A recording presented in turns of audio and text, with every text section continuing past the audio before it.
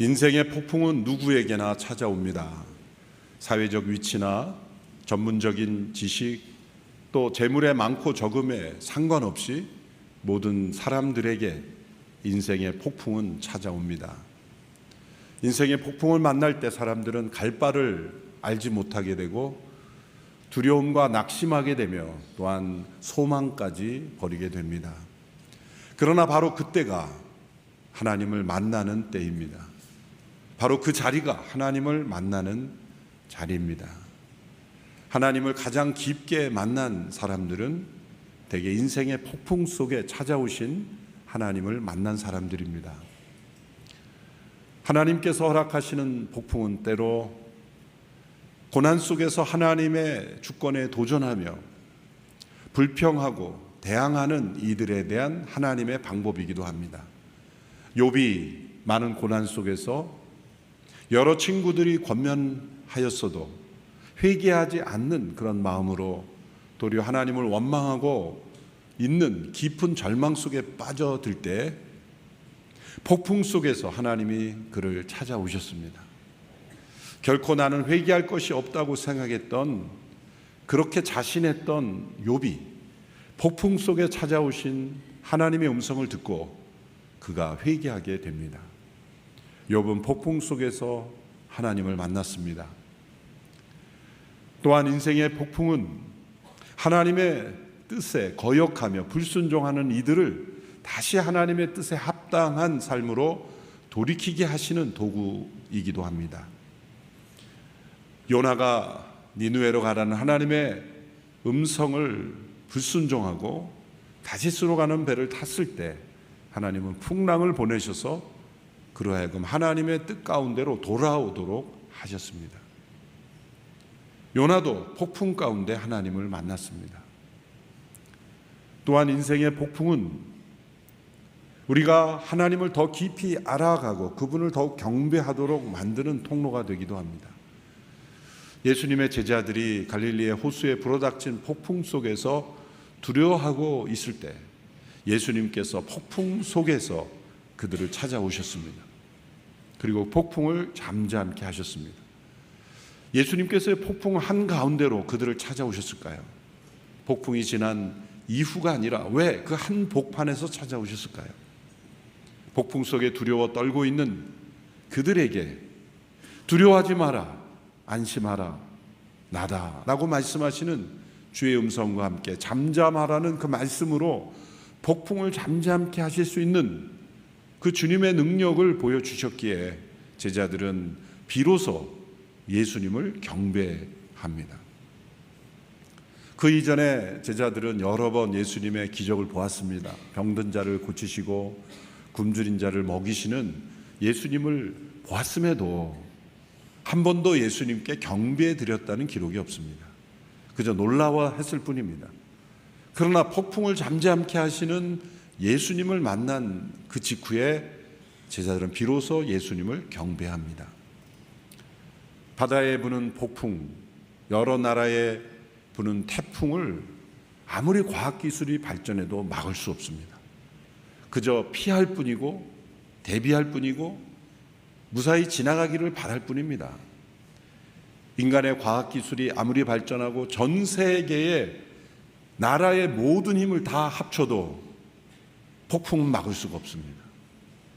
그런데 그 폭풍을 잠잠케 하실 수 있는 분이 바로 예수님이라는 것을 제자들이 발견하고 그분께 경배를 드린 것입니다. 이처럼 폭풍이 하나님의 전지전능하심을, 또 폭풍을 주관하시는 하나님의 힘을 우리에게 나타나심으로써 우리가 그 하나님 앞에 참된 모습으로 나아가도록 이끄시는 것입니다. 바울이 로마로 가는 여정을 시작했습니다. 피고인의 신분입니다. 이제 가이사에게 상소함으로써 재판을 받기 위하여서 가이사라에서 로마까지 호송되게 했습니다. 앞서 가이사라에서 그는 여러 번의 재판을 받았습니다. 벨리스 총독에 의해서, 또 베스도 총독에 의해서, 헤롯 아그리파 2세에 의해서, 이런 여러 번의 신문 과정을 통해 확인된 것은 바울에게는 재판받을 만한 죄도 없었다는 겁니다. 사형받을 만한 죄만이 아니라 재판받을 만한 죄도 없어. 그가 만일 가이사에게 상소하지 않았더라면 무죄로 풀려날 수 있었지만 바울은 가이사에게 상소함으로써 피고인으로 묶여있는 그 상태를 계속 지속하게 됩니다. 바울이 자신에게 유죄가 내려질 것 같으니까 무죄를 증명하기 위해서 상소한 것이 아니라 바울 자신도 무죄라는 걸 확신했고 풀려날 수 있다는 걸 알았지만 상소한 이유는 무엇일까요? 로마에 가기 위해서입니다. 예수님께서 그의 곁에 서서 나타나셔서 말씀하시기를 내가 예루살렘에서뿐만 아니라 로마에서도 나에 대하여 증거하리라 하신 그 말씀이 이루어지는 통로는 바로 자신의 이 피고인의 신분이 계속 유지되어서 이제 로마의 법체계 아래서 많은 지도자들을 만났고 이제 마지막 최후의 한 사람은 바로 가이사, 로마의 최고 통치자이기 때문이죠. 그가 이 사내들이 공회원들의 엄청난 압력, 바울을 죽이라고 계속해서 압박하는 사내들인 공회원들이 압박이 없었더라면 로마 총독들이 바울을 그렇게 세심하게 신문했겠습니까? 또 그런 압박이 없었다면 그가 가이사에게까지 갈 수 있었을까요? 모든 상황으로 볼 때 하나님께서 로마 제국의 한복판에서 핵심적인 그 당시 지도자들에게 다 복음이 전해짐으로 그리스도의 부활의 소식이 전해짐으로써 그 파급 효과가 가장 클 수 있는 채널로 바울을 인도하고 계신 겁니다. 물론 로마 제국의 저 변방에서 아무도 알지 못하는 그런 한 곳에 있는 한 영혼에게 가서 복음을 전하는 것도 소중한 일입니다. 하나님은 모든 영혼을 사랑하시기 때문이죠. 그러나 어떤 사람에게는 그러한 아무도 돌보지 않는 한 영혼에게 부르시기도 하지만 어떤 사람에게는 이렇게 최고 통치자들에게 복음을 전하는 일로 부르심으로써 복음이 모든 사람들에게 가장 빨리 영향력 있게 전파될 수 있도록 하나님은 부르시는 것입니다. 바울의 부르심은 바로 그 당시에 유대와 로마 최고 통치자들에게 피고인의 신분으로서 그리스도의 부활을 증거하는 것이 그의 소명이었습니다. 바울은 그것을 분명히 확신했습니다. 그래서 그는 하루속히 풀려나기를 바라기보다는 이 상황이 언제까지 될지 모르고 심지어 재판을 받다 죽임을 당할지언정 나는 로마에까지 가서 가이사에게도 내가 복음을 전하리라 이렇게 결심을 하고 상소한 것입니다. 그래서 그는 로마에 회송되게 됩니다. 당시 가이사랴에서 로마까지 가려면 배를 타고 3,200km 이상을 이동해야 했습니다. 오늘날에도 비행기를 타고 가도 매우 먼 거리인데 당시에 배를 타고 이동하는 것은 매우 긴 여행이죠. 그래서 배도 아마 여러 번 갈아타야만 했을 겁니다. 이제 가이사랴에 출발한 배가 지중해 연안을 따라 이제 항해하다가 알렉산드리아호라는 큰 곡물선, 큰 곡물을 운반하는 선으로 옮겨 타게 됩니다. 해안선을 따라 이동하는 것은 지중해 연안을 떠나게 되면 공해로 빠져나갈 위험이 있기 때문에 당시에는 GPS도 없고 또 그렇기 때문에 가급적인 해안선을 따라서 운행하는 것이 안전했기 때문이죠. 알렉산드리아호라는 배로 갈아타자마자 바울이 그 항해하는 이들에게 또 자신을 인솔하는 로마 백부장에게 경고를 합니다. 그 말씀이 바로 9절에서 11절의 말씀이죠. 우리 같이 한 목소리로 함께 읽어보겠습니다. 시작. 많은 시간이 소모되고 금식가는 절기도 지났기 때문에 항해가 위험해졌습니다. 그래서 바울이 사람들에게 충고했습니다.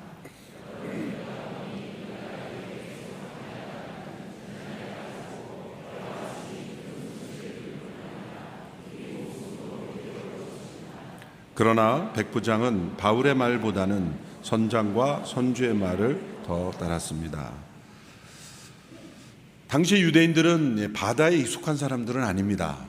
바다에 익숙한 민족들은 그리스 민족들, 페니키아, 또 저 남쪽에 애굽 문명을 일으킨 이집트 사람들, 이런 사람들은 이미 그 당시에도 배를 타고 무역도 많이 하고 또 해군, 오늘날의 해군도 많이 발전하고 그랬겠지만 유대인들은 그렇게 배에 능숙한 민족은 아니었지만 바울은 그 당시에 여러 번 배를 탔고 파선한 경험도 있고 혼자 뗏목을 붙잡고 표류한 경험도 있었던 사람이죠.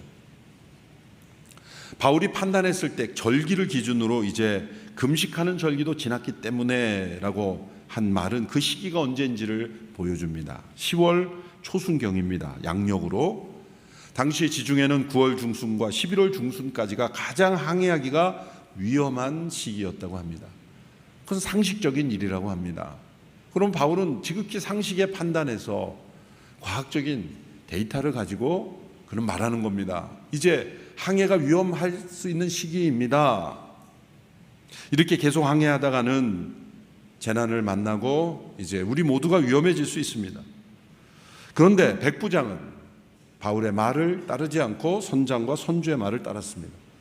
어떻게 보면 지극히 당연한 일이죠. 항해의 전문가는 누구입니까? 선장과 선주 아니겠습니까? 바울은 피고인의 신분입니다. 그러므로 선장과 선주에게도 물어봤을 겁니다. 그랬더니 그 사람들은 그냥 갈 수 있습니다. 문제 없습니다. 라고 대답했겠죠. 그래서 항해를 결정하게 됩니다. 보다도 전문가의 말이니까 백부장은 전문가의 말을 따랐을 겁니다. 자, 이렇게 전문가의 말을 따라서 아무 문제가 없으려면 전문가가 진실하고 정직해야 하는 것입니다. 만일 전문가가 진실하지 않고 정직하지 않은 그 사회는 안전할 수가 없는 것이죠. 우리 사회에서 일어나는 많은 문제는 일반인들이 잘 모르는 전문적인 영역에 있는 사람들에게 믿고 맡겼더니 그들이 정직하지 않아서 생긴 사고가 얼마나 많습니까? 건축의 영역에서, 이런 배항의 영역에서 우리 사회에 일어난 여러 사건, 사고를 보면 전문가라고 믿고 맡겼던 사람들이 정직하지 않아서 일어난 사고가 대부분입니다. 이 경우도 바울은 자신이 알고 있는 상식에 따라서도 위험할 거라고 말했는데 그 상식을 또 지키지 않았고 오히려 자신이 더 경험이 많다라는 이유 하나로 정직하고 진실하지 않은 이들이 항해를 강행했기에 폭풍을 만나게 된 것입니다.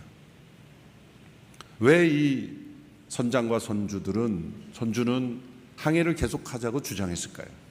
물론 그 배에 탄 사람들은 그 항구가 겨울을 나기 합당하지 않으므로 베닉스라는 항구가 훨씬 더 겨울을 보내기 좋으므로 빨리 갔으면 좋겠다라는 그런 사람들의 소위 민심, 사람들의 마음에 원하는 것도 작용을 했겠지만 그거보다 더 중요한 것은 돈 때문이 아닐까요? 이 배는 큰 곡물선이라고 했습니다. 하루라도 빨리 이탈리아에 도착하는 것이 자신의 경제적 이익을 가져오는 것입니다. 그러므로 선주는 빨리 가고자 했고 약간의 위험이 있더라도 설마 폭풍이 오랴, 태풍이 오랴라고 생각하면서 안전을 강구한 결정을 한 것입니다. 우리 사회에서 일어나는 많은 문제가 바로 사람들이 믿고 맡기는 전문가라고 하는 영역에서 정직하지 않기 때문에 일어나는 문제가 많이 일어나는 것입니다. 그래서 백부장은 바울의 말보다 선장과 선주의 말을 믿었다라고 말함으로써 위험이 다가오게 된 것입니다. 그때 유라굴라라고 하는 태풍이 불어닥쳤습니다. 태풍을 맞이하자 그들은 할 수 있는 모든 일들을 다 했습니다. 구명정을 배에 붙들어 매고 밧줄로 선체를 묶고 닷을 내리고 또 배를 가볍게 하기 위해서 배의 짐과 장비들을 다 버렸습니다. 그들이 할 수 있는 일은 다 했습니다. 그런데 그들은 결코 버려서는 안 되는 것까지 버렸습니다. 바로 소망이라는 것입니다. 자신이 할 수 있는 것을 다 하고 나서 사람들은 거기서 멈추지 않고 반드시 있어야 할 것, 버리지 말아야 될 것까지 버리고자 합니다. 소망입니다. 여러분, 우리에게 모든 것이 다 잃어버려도 소망은 잃어버려서는 안 되는 거죠. 소망은 나의 문제가 아니라 하나님의 영역이죠.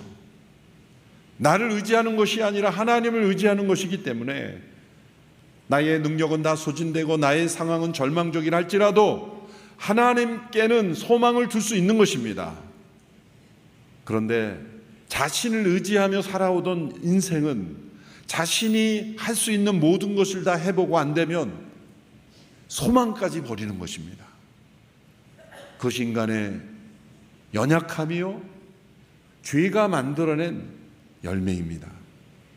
소망을 버리는 것은 그러므로 불신앙이요 하나님께 대한 도전이요, 우리를 창조하신 하나님, 우리를 돌보시는 하나님, 우리를 구원하시려고 하시는 하나님, 우리를 붙드시는 하나님께 대한 반항인 것입니다. 이들은 소망까지 버렸습니다. 이것이 자신을 의지하던 사람들의 모습입니다. 사랑하는 성도 여러분, 어떠한 위기에 처해 있더라도 모든 것이 다 잃어버려지는 상황인 것 같아도 결코 버려서는 안 되는 것은 소망입니다. 소망은 하나님께 믿음을 두는 것이기 때문입니다. 하나님을 의지하는 것, 그것은 결코 버려서는 안 됩니다. 20절에 보면 이들의 상황을 이렇게 표시합니다. 함께 읽어보겠습니다. 시작.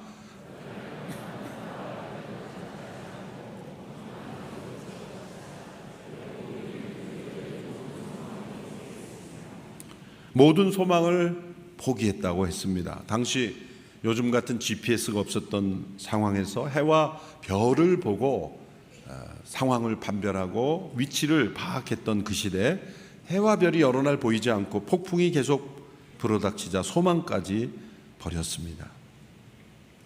그들이 왜 이렇게 됐습니까? 앞서 바울의 충고를 무시했죠. 지극히 상식적인 것도 무시한 것, 언젠가 사고가 납니다. 더 깊이 말하자면 하나님의 사람의 권고를 무시했죠. 왜 그렇게 그들이 이러한 충고와 그런 위험을 무시하게 됐습니까? 내적으로는 탐욕 때문이죠. 더 많은 경제적 이익을 얻고자 하는 것이고, 외적으로는 그 당시에 부는 순풍에 속은 것입니다. 부드러운 남풍이 불자 그들은 자신들의 뜻대로 된다라고 생각했다는 겁니다. 여러분, 이렇게 상황을 따라 불어오는 순풍에 속으시면 안 됩니다. 요나가 니느웨로 가지 않고 다디스로 가려고 했을 때 마침 항구에 나가니까 다시스로 가는 배가 때마침 그 항구에 왔다 그랬어요. 그래서 쉽게 다시스로 가는 배를 탈 수 있었던 겁니다. 이렇게 우리의 인생이 쉽게 풀려나가는 것 같은 그 상황, 그런 순풍이 부는 것 같은 상황을 우리는 조심해야 합니다. 하나님을 의지하지 않고도 우리의 인생이 술술 잘 풀려나가는 것 같은 그런 순풍이 부는 것 같은 때 우리가 그 상황을 경계하지 않으면 우리는 하나님을 만날 수 없습니다. 여러분 생각해 보십시오. 폭풍 속에서 찾아오신 하나님을 만나는 체험과 하나님 없는 순풍의 인생, 어떤 것을 여러분 선택하시겠습니까? 바꿔 말하면 하나님 없이 인생이 그냥 순풍으로 가는 인생과 폭풍이 있지만 폭풍 속에서 하나님을 만나는 인생, 둘 중에 하나를 선택하라면 여러분 어느 인생을 선택하겠습니까? 한번 손 들어 보겠습니까? 마음속으로 한번 생각해 보십시오. 어떤 분은 이런 생각이 들 거예요. 저는 하나님 못 만나도 좋으니 그냥 고난 없이 순풍만 있었으면 좋겠다. 그렇다면 하나님과 함께하는 인생이 얼마나 축복된 것이고 얼마나 영광스러운 것이고 얼마나 고귀한 인생인지를 아직 깨닫지 못한 것입니다. 하나님이 우리의 인생을 순풍에만 내버려 두지 않은 것은 수많은 사람들이 순풍을 따라 가면서 하나님 없이 망망대해 절망 속에 빠져들기 때문이죠. 그러나 폭풍이 다가온다면 그것을 우리를 죽이려고 하시는 것이 아니라 제자들에게 찾아온 태풍처럼 요나에게 또한 욥에게 찾아온 그러한 태풍, 폭풍은 하나님이 나를 사랑하시기에 더 강렬하게, 더 친밀하게, 더 가까이 만나기 원하시는 하나님의 방법임을 우리는 믿어야 합니다. 그래서 바울이 탄 배에 유라굴라 폭풍이 임한 것이죠. 하나님은 이 상황을 통해 바울과 함께 하실 뿐만 아니라 그 배에 탄 모든 이들에게 하나님의 살아계심을 바울을 통해 나타나기를 원하셨습니다. 우리가 타고 있는 배에 폭풍이 분다면 하나님은 우리를 통해 그 배에 타고 있는 모든 이들에게 하나님의 살아계심을 보여주기 원하시기 때문에 하나님께서 폭풍을 허락하신 것입니다. 그래서 이 폭풍이 불어오면 누가 진정한 지도자인가가 드러납니다. 바울은 지금까지 피고인으로 재판을 받았지만 오히려 그가 이끌려가는 사람이 아니라 이끌고 가는 사람이라는 것이 나타났습니다. 폭풍을 만난 배에서는 더더욱 그렇습니다. 앞서 충고도 했지만 이제 풍랑이는 그 파도 속에 절망하고 소망까지 끊어진 그들에게 바울이 그들을 안심시키며 이렇게 당부합니다. 22절에서 26절의 말씀이죠. 우리 같이 함께 읽어보겠습니다. 시작. 그러나 이제 내가 여러분에게 당부합니다. 여러분 가운데 아무도 목숨을 잃지 않고 배만 손상될 것이니 안심하기 바랍니다. 어젯밤 내 하나님 곧 내가 섬기는 하나님의 천사가 내 곁에 서서 바울아 두려워 마라. 내가 마땅히 가이사 앞에 서야 한다. 그래서 하나님께서 너와 함께 항해하는 모든 사람들의 생명을 내게 맡겨주셨다라고 하셨습니다. 그러니 여러분 안심하십시오. 내가 하나님을 믿으니 내게 말씀하신 대로 이루어질 것입니다. 그러나 우리는 밀려서 어느 섬에 닿게 될 것입니다. 폭풍 속에서 하나님은 바울을 더 가까이 만나 주셨습니다. 천사를 통해 말씀해 주셨습니다. 두려워하지 마라. 내가 너와 함께하며 너는 가이사 앞에 반드시 서게 될 것이다. 이 폭풍 속에 너는 반드시 안전할 것이다. 그리고 너와 함께한 사람들의 생명을 내게 맡겨졌다라고 말합니다. 앞서 말씀하신 내용은 바울에 대한 절대적인 보호를 약속하신 것인데 후반부에 말씀하신 것은 배에 타고 있는 사람들의 생명이 바울에게 맡겨졌다라고 하는 것입니다. 그러면 그때부터 바울은 자기 자신의 안전만 생각하는 것이 아니라 배에 타고 있는 모든 사람들에 대한 생명까지 책임지는 영적 선장의 책임을 맡게 된 거예요. 그래서 그 배 상황을 더욱 면밀하게 살펴보게 된 거죠. 그때 눈에 들어온 일이 있었습니다. 모두가 무서워서 눈을 감고 어디에 파묻혀서 그러고 있을 동안에 바울은 눈을 들어 상황을 살펴보게 되었고 선원들이 구명정을 꺼내서 자기들만 살려고 도망하려는 모습을 발견하게 됩니다. 그는 백부장에게 달려가서 이들만 도망하게 할 수는 없다. 왜? 선원들이 있어야 배를 운행하죠. 그래서 구명정을 끊게 합니다. 왜 구명정을 끊게 했을까요? 어떻게 보면 바울이 너네만 살려 그러냐? 죽으려면 같이 죽자. 그런 뜻이 아니죠. 구명정을 띄워봐야 죽는 것입니다. 그들도 죽고 또 배도 운행할 수 없는 거죠. 선원들의 생명도 보호하기 위해서 구명정을 끊어버린 거죠. 그들이 생각할 때는 이 배가 희망이 없으니 구명정이라도 타고 바다에 뛰어들어 보자라고 말하지만 그것조차 아무 소용이 없는 것입니다. 사람들의 아이디어에서 나오는 이 구명정으로는 이 하나님께서 보내신 폭풍을 이길 수가 없는 겁니다. 선원들의 생명을 보호하려고 구명정을 끊어버린 것입니다. 그래서 그들의 생명도 지키는 거죠. 그리고 바울은 이렇게 말합니다. 구명종으로 살아나려고 하는 시도는 실패할 것이다. 살 길은 무엇인가? 하나님의 말씀을 따르는 길이다. 나에게 주어진 이 말씀을 주신 하나님은 그 말씀대로 반드시 지킬 것이니 나를 통해 주신 말씀을 따르고 믿음으로 소망을 가지면 하나님께서 살려주실 것이다. 말씀을 따르라 라고 마친 거죠. 여러분, 이렇게 인간에게서 나온 아이디어는 구명종이고, 그러나 우리가 정말 우리를 살리게 하는 것은 하나님의 말씀이라는 겁니다.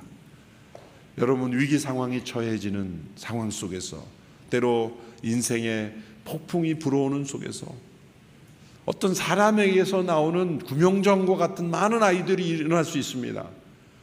그때마다 우리는 하나님의 말씀으로 되돌아가야 합니다. 하나님의 말씀을 따라야 합니다. 하나님의 말씀이 뭐라고 말씀하시는지를 귀를 기울여야 합니다. 거기가 가장 안전한 자리며 거기가 바로 우리가 살 수 있는 길이기 때문입니다. 바울이 그렇게 말한 거죠. 내게 주신 하나님의 말씀, 그 말씀대로 이루어질 것이니 나를 믿고 안심하라.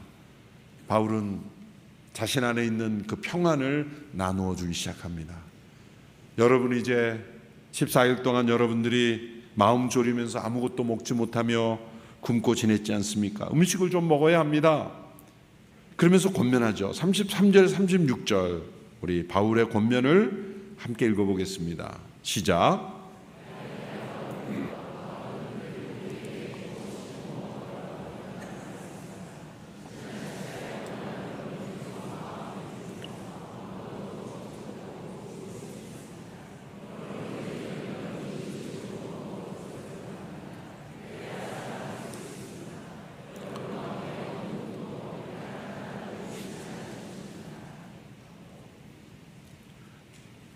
바울은 이렇게 말한 뒤 떡을 조금 가져다가 모든 사람들 앞에서 하나님께 감사한 후 떼어 먹기 시작했습니다.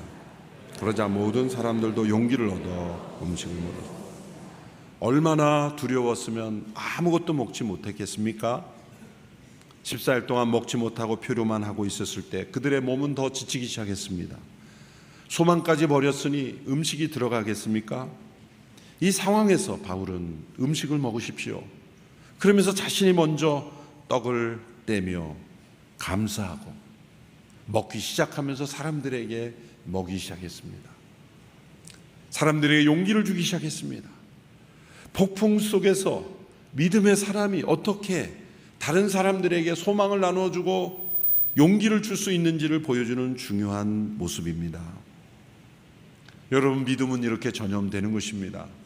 믿음이 가져오는 평안, 믿음이 가져오는 용기, 믿음이 가져오는 이러한 새로운 비전, 이것은 반드시 전염되는 것입니다. 하나님께서 왜 이 폭풍을 불러오셨습니까? 바울 안에 있는 이 소망, 이 믿음, 이 용기가 함께 폭풍을 만난 이들에게 전염되도록, 나누어지도록, 그리스도의 부활의 생명이 그들에게 전해지도록 부르신 것입니다. 폭풍이 찾아올 때 그것은 하나님이 우리를 찾아오시는 때라고 우리는 믿어야 합니다. 그저 인생의 순풍만을 바라는 인생은 하나님을 가까이 할 수 있는 기회가 없는 인생이 되는 것입니다. 폭풍을 두려워하지 말고 폭풍 속에서도 하나님을 만나지 못한 것을 두려워해야 합니다. 순풍을 즐기지 말고 순풍 속에서 하나님을 만나지 못한 것을 두려워해야 합니다. 인생의 폭풍을 만날 때 우리는 하나님을 만날 수 있음을 기억하십시오. 가장 안전한 것은 순풍만이 부는 인생이 아니라 폭풍 속에서도 흔들리지 않는 인생입니다. 하나님께서 우리를 더 가까이 붙잡아 주시고 우리를 더 가까이 지켜주시고 말씀으로 함께 해주시고 우리에게 하나님의 살아계심을 보여주시기 때문입니다. 우리를 이러한 세상에 영적 선장으로 부르셨습니다. 믿음으로 그리스도의 담대한 증인들은 세상 한복판에서 폭풍 속에서 사람들을 용기로 이끌 수 있는 하나님의 사람임을 믿습니다. 우리 함께 찬양하며 나아가겠습니다. 이전에 불렀던 찬양, 거친 파도 날 향해 와도 주와 함께 날아오르리. 폭풍 가운데 나의 영혼 잠잠하게 주를 보리라. 함께 찬양하겠습니다.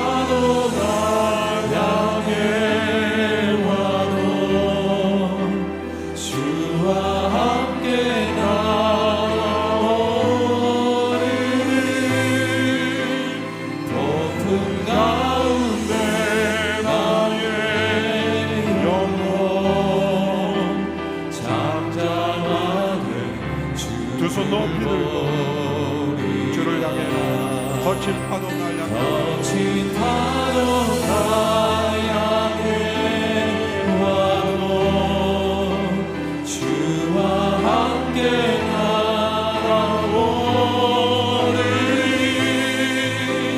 폭풍 가운데 나의 영혼 잠잠하게 주를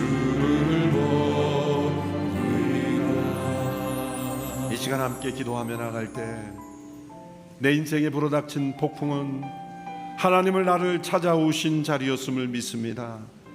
하나님 원망하지 않고 상황을 두려워하지 않고 그 누군가를 탓하지도 않고 폭풍 속에서 하나님을 만나기 원합니다. 폭풍 속에 믿음을 가지게 되기를 원합니다.